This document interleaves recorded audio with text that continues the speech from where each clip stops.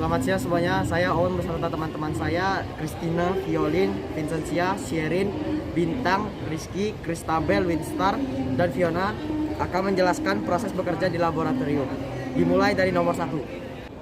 Alat-alat di laboratorium. Nomor 1, gelas kimia atau breaker glass. Kegunaannya untuk menyiapkan larutan yang akan digunakan. Kedua, untuk tempat mereaksi zat dalam volume banyak. 3, untuk melarutkan zat ke dalam air dalam proses pembuatan larutan. Keterangan, terdapat beberapa jenis ukuran 50 ml, 100 ml, 200 ml, 500 ml, dan 1000 ml. Nomor 2, Labu and Landmeyer. Kegunaannya, pertama, untuk wadah menyimpan larutan yang akan digunakan. Kedua, untuk mereaksikan larutan. Ketiga, untuk melakukan tirasi. Keterangan, terdapat beberapa jenis ukuran dari 50 ml, 100 ml, 200 ml, 500 ml, dan 1000 ml. Nomor 3, silinder ukur atau gelas ukur. Kegunaannya adalah untuk mengukur volume cairan. Keterangan, dengan beberapa jenis ukuran 5 ml, 10 ml, 25 ml, 50 ml, 100 ml, 200 ml, dan 500 ml. Nomor 4, pipet gondok. Kegunaannya, pertama, pipet gondok digunakan untuk mengambil larutan dengan volume tertentu sesuai dengan ukuran pipet gondok. Kedua, pipet volumetri digunakan untuk mengambil cairan dengan volume tertentu dengan ketelitian lebih tinggi. Keterangan, terdapat beberapa jenis ukuran 10 ml, 25 ml, 50 ml, dan 100 ml. Yang kelima, labu ukur atau labu takar. Digunakan untuk mengukur volume cairan dengan teliti. Kedua, untuk membuat larutan dengan volume tertentu dan ketelitian tinggi. Ukurannya ada 10 ml, 25 ml, 50 ml, 100 ml, 500 ml, dan 1000 ml. Hanya untuk mengukur sesuai dengan ukuran yang tertera pada alat. Yang keenam, penjepit tabung reaksi, yaitu untuk menjepit tabung reaksi pada saat pemanasan. Ada yang terbuat dari kayu ataupun logam. Yang ketujuh, gelas arloji, untuk wadah zat padat yang akan ditimbang dengan menggunakan neraca.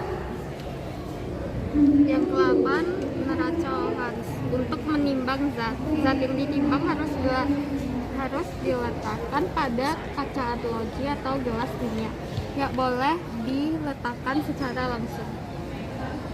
Yang ke-9, lubang porselen, untuk menghaluskan zat padat. Hati-hati jangan terlalu keras bila menggerus zat padat karena alumnya mudah patah. Yang ke-10, lampu spiritus, sebagai alat untuk pemanas dengan bahan bakar spiritus. Untuk mematikan api tidak perlu ditiup, tetapi cukup ditutup dengan penutup sumbunya. Bahan-bahan dan kegunaan yang di dalam laboratorium. 1 amonia HN3 memiliki berbagai macam manfaat baik dalam bidang industri dan rumah tangga. 2 asam sulfat atau disebutnya H2SO4. Cairan tidak berwarna ini sangat korosif, beracun, dan mendehidrasi. Asam klorida HCl. Asam klorida merupakan bahan kimia yang berbentuk larutan bersifat racun dan korosif. 4 formalin merupakan bentuk cairan dari senyawa atau bahan kimia formaldehida.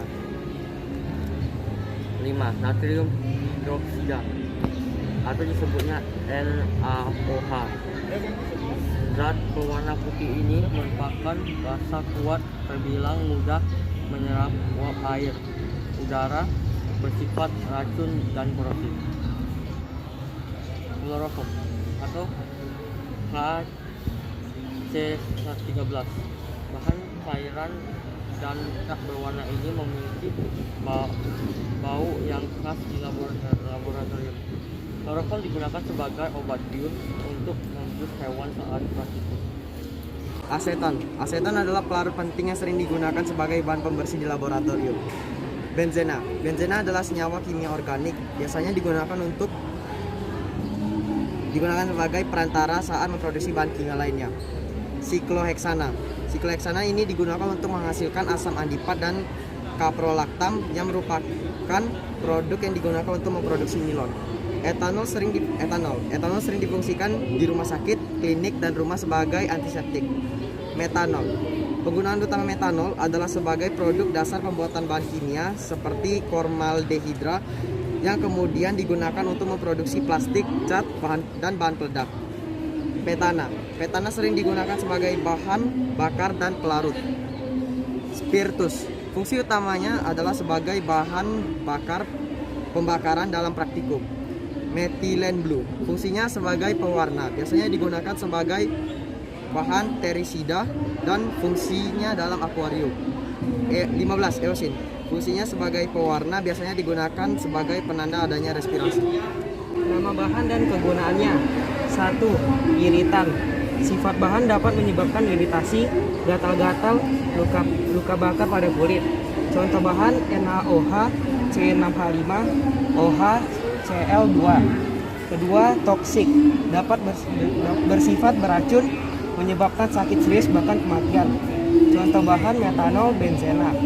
3. Korosif. Sifat bahan bersifat korosif, dapat merusak jaringan hidup, iritasi pada kulit. Contoh bahan HCl, H2SO4, NaOH. 4. Flammable. Sifat bahan mempunyai titik nyala rendah, mudah terbakar, permukaan metal panas. Contoh bahan minyak. 5. Eksplosif. Sifat bahan mudah meledak dengan adanya percikan api. Contoh bahan KClO3, NH4, NO3, trinitrotoluena atau TNT. Keenam, marine polutan. Sifat bahan dapat menyebabkan kerusakan ekosistem. Contoh bahan tribuntetimah, klorat 3, pelerum bensin. Yang ketujuh ada radioaktif. Sifat bahan mengandung material kombinasi dari material lain dapat memancarkan radiasi. Contoh bahan ada uranium, goco. Yang ketiga ada tritium. Yang ke-8 ada poison. Sifat dari bahan menyimpan bahan-bahan beracun. Contoh bahan kalsium cyanida, karbon tetratorik. Yang ke-9 ada non-flammable gas.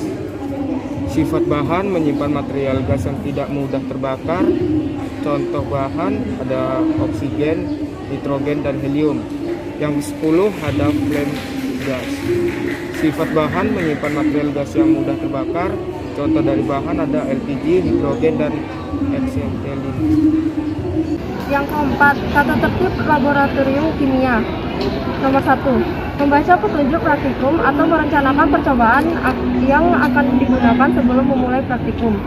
Yang kedua, menggunakan peralatan kerja seperti kacamata, jas praktikum, sarung tangan, dan sepatu tertutup. Nomor 3, bagi wanita yang berambut panjang, diharuskan mengikat rambutnya. Yang keempat, dilarang makan dan minum di dalam laboratorium. Yang kelima, menjaga kebersihan meja praktikum dan lingkungan laboratorium. Selanjutnya yang nomor 6, membiasakan cuci tangan dengan sabun dan air bersih terutama sehabis praktikum.